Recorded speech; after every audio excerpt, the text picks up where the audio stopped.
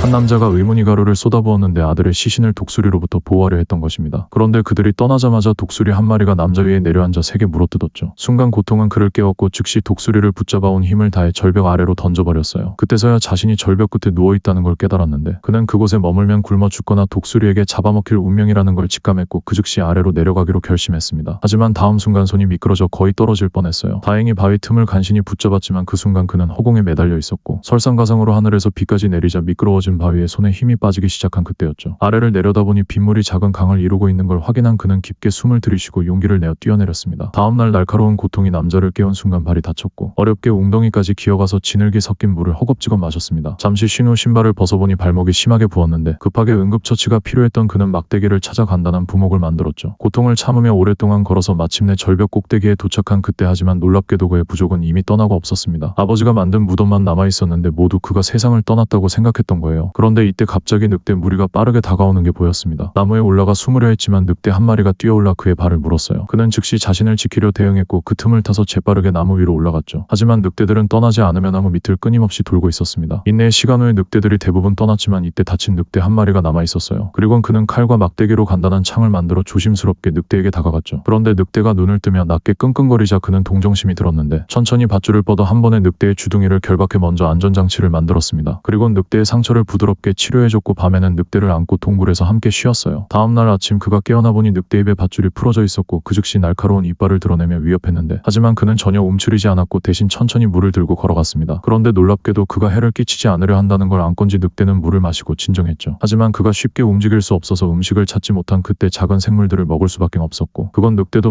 마찬가지였는데 이때 그가 기적적으로 토끼를 잡았는데 그의 첫 번째 제대로 된 식사였습니다. 동굴로 돌아와서 불을 피우자 냄새를 맡은 늑대가 즉시 흥분해서 일어났어요. 조심스럽게 적당한 자리를 골라 살며시 고기 한 조각을 뜯어 씹은 그때 늑대가 그의 의도를 이해한 듯 조용히 지켜보자 그는 계속 불을 지폈고 드디어 연기가 나기 시작했죠. 하루 종일 노력한 끝에 드디어 구운 토끼를 먹을 수 있었습니다. 그 순간 늑대가 곁에서 간절한 눈빛을 보냈는데 그건 분명히 고기를 원하고 있던 거죠. 하지만 그가 늑대에게 고기를 원한다면 내 규칙을 따라야 한다 말하자 놀랍게도 그 순간 늑대가 고기를 숙였어요. 그가 침착하게 고기 몇 조각을 던져줬고 어느새 그들은 점점 서로에게 익숙해져 갔습니다. 그때부터 이들은 어디든 함께할 가족이 되었는데 여러분은 반려동물과의 운명을 믿으시나요?